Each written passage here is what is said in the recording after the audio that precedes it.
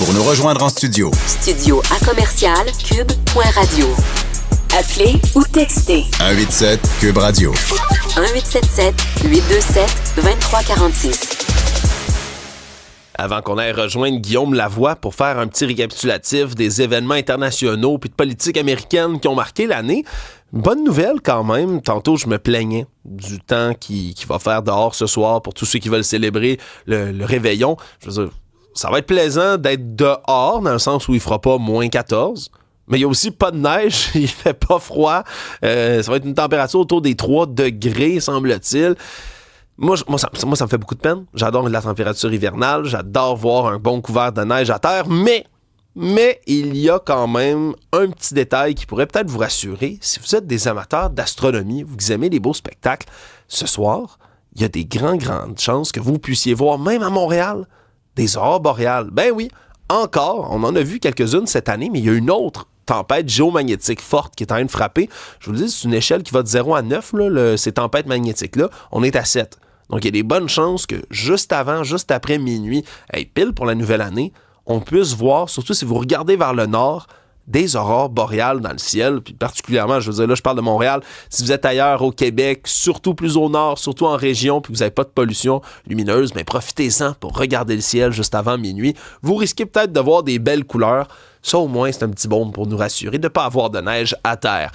Guillaume Lavoie, il y a bien des événements qui sont arrivés cette année en politique américaine, en politique internationale. Je t'ai donné le mandat assez difficile, merci, de nous revenir là-dessus. Puis pour la politique américaine, heureusement ou malheureusement, c'est M. Trump qui se retrouve encore une fois à être le catalyste, si on veut, de cette année-là.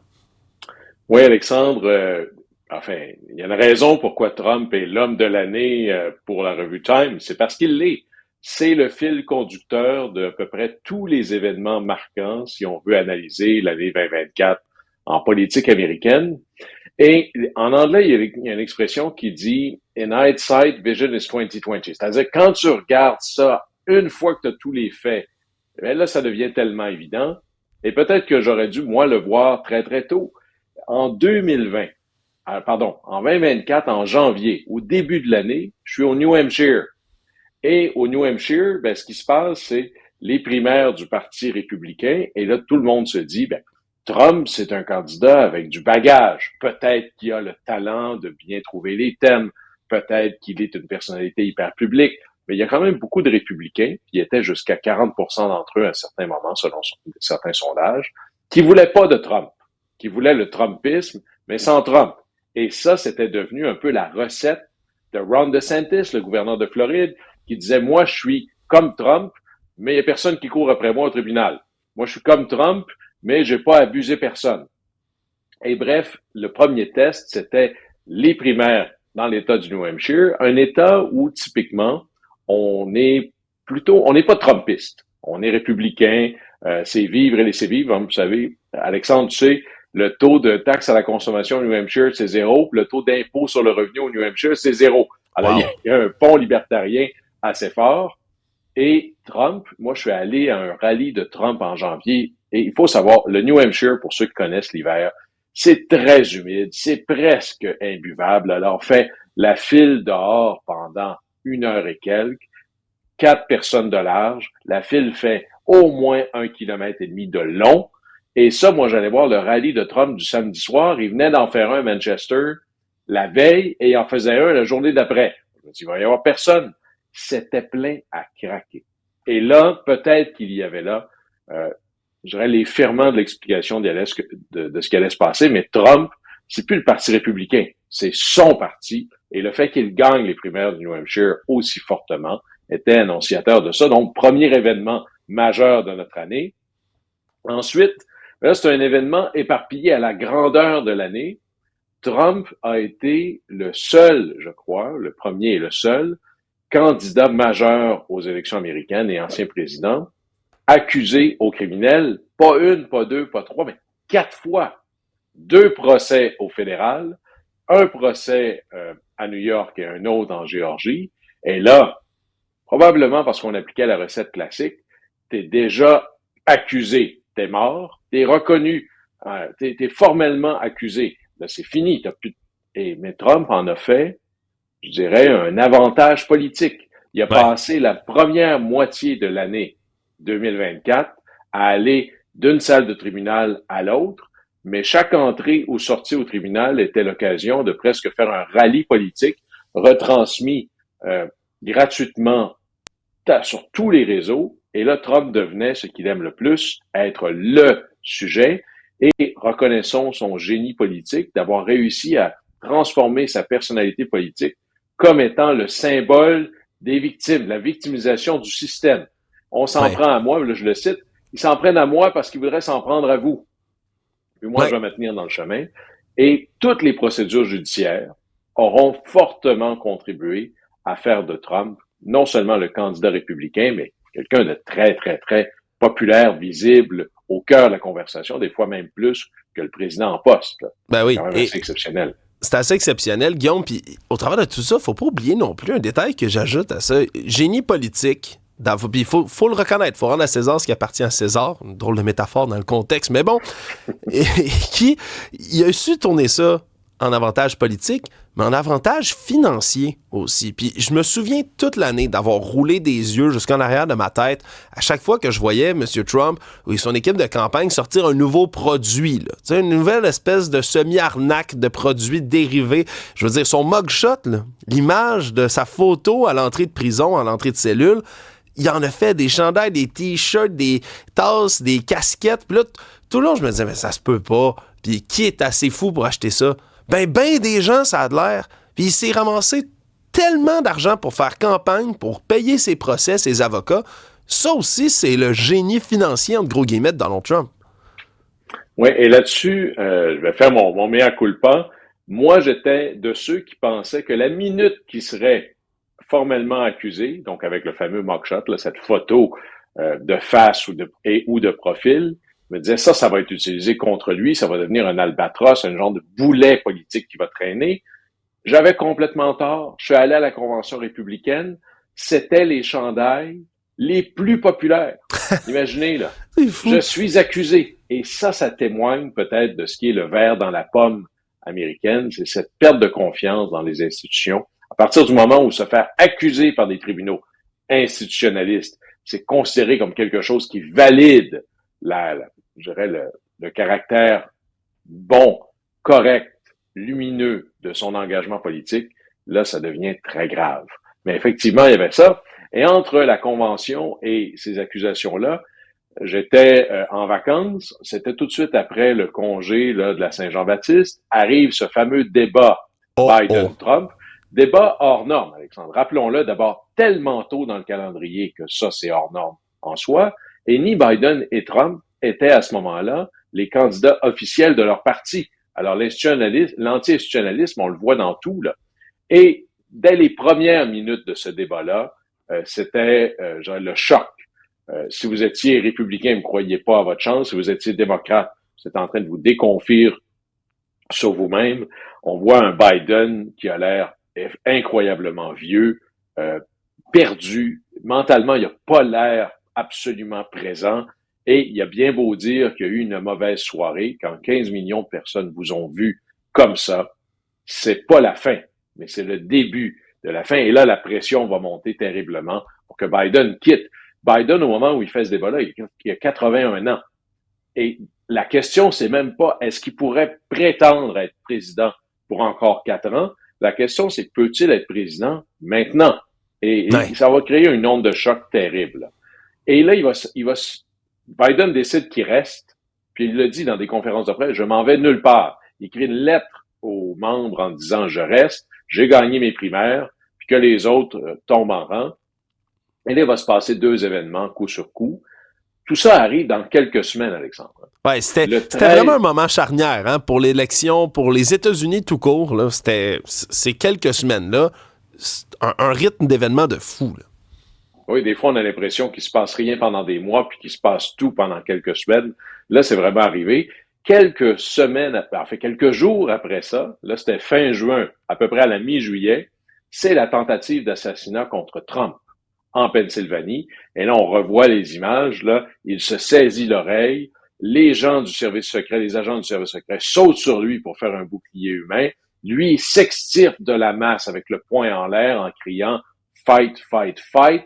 L'image fait le tour de la planète. Il est porté au nu. Alors, imaginez chez les démocrates, s'ils avaient peur avant, ils ont encore plus peur. Et quelques jours après ça, c'est la convention républicaine. Et j'étais sur place à Milwaukee. Les conversations étaient pas « Est-ce que vous pensez qu'on a des chances de gagner ?» Les conversations étaient « Il est évident que nous allons avoir un raz-de-marée en notre faveur. Maintenant, est-ce qu'on va gagner le conseil municipal du fin fond de je sais pas où? » Alors, on était dans une vague de victoire républicaine gigantesque et quelques jours après, ben là, la pression est trop forte. Biden décide « Je quitte ». Ce qui est en soi un autre événement majeur de 2024 parce que jamais dans l'histoire un candidat majeur a quitté aussi tard dans le processus. Et là, les démocrates, d'un côté, sont soulagés et de l'autre, sont coincés. Il reste pas beaucoup de temps. La convention démocrate, elle, est dans quelques semaines à peine, à la mi-août. Et là, ils se disent, qu'est-ce qu'on fait? Est-ce qu'on organise des primaires? Parce qu'ils en ont des excellents candidats. Mais finalement, la personne qui est juste à côté, c'est Kamala Harris. Il y a personne au Parti démocrate qui va oser lever la main en disant, je voudrais pas que ce soit la première femme noire candidate à la présidence des États-Unis. Alors, il faut que ce soit Mme Harris, mais c'est loin d'être leur meilleur. Mais finalement, tout le monde se retire. C'est Mme Harris. Et là, il y a quelques semaines de flottement. Parce que Trump ne sait pas trop comment l'attaquer. Il était prêt pour s'en prendre à Biden. Et là, pendant des semaines, on se demande qu'est-ce qui se passe. Et la stratégie de Mme Harris, c'est de ne rien faire.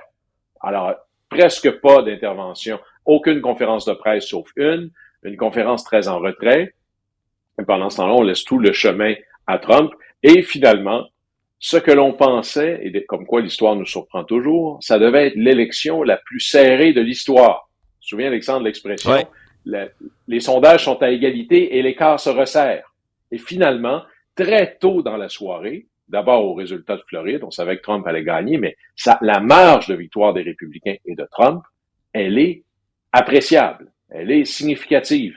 Et Trump, non seulement va gagner l'élection, mais va faire des gains dans tous les électorats, incluant, alors il ne gagne pas nécessairement la majorité chez eux, mais il fait le meilleur score d'un candidat républicain chez les femmes, chez les Latinos, chez les Noirs. Et là, je suis pas capable de prendre un morceau de cette élection-là, du résultat électoral, puis de dire, Trump a fait moins bien qu'on pensait. C'est une vraie victoire et il devient, le 5 novembre au soir, ce qu'on pensait qu'il durait des jours, mais le soir même, le deuxième de l'histoire des États-Unis, après Grover Cleveland, a gagné 2 mandats non consécutifs. C'est l'année Trump et l'année 2025 risque d'avoir à peu près le même qualificatif. Sincèrement, c'est vertigineux de repenser à tous les événements. Tu sais, faire un récapitulatif de l'année, c'est se rendre compte à quel point il y a des événements, on dirait qu'on a oublié. On repense, mais tout ça s'est passé. Puis pour plusieurs de ces éléments-là, en quelques semaines à peine, c'est hors norme, c'est extraordinaire. Puis on se dirige vers une suite qui risque d'être tout aussi hors norme. Hein? Également, en 2025, on le regarde, Guillaume, il y a déjà des tensions dans le Parti républicain entre ce que certains MAGA appellent les technocrates, hein, les Elon Musk, Vivek Ramaswamy, le bureau là, ovale qui est en train de se former, la garde rapprochée de M. Trump. Ça risque de brasser aussi en 2025. Je pense qu'on peut attacher notre truc puis se préparer à tout ce qui s'en vient. Peut-être en terminant, Guillaume, 2 thèmes à l'international maintenant. Si on prend un pas de recul, 2 thèmes qui ont teinté, oui, les élections américaines, mais presque toutes les élections qui se déclenchent un peu autour de la planète également. Oui, et là-dessus, peut-être qu'on va se rendre compte que la planète est bien plus petite qu'on l'imagine. D'abord, 2024, le hasard a fait qu'à peu près la moitié de la population mondiale est allée en élection. Il y avait des élections aux États-Unis, au Parlement européen, évidemment en Grande-Bretagne, en France, etc. Et s'il y avait une étiquette que l'on pourrait mettre à tous ces résultats électoraux-là, c'est que ceux qui sont au pouvoir ont perdu des plumes. C'est une élection de la contre-vague.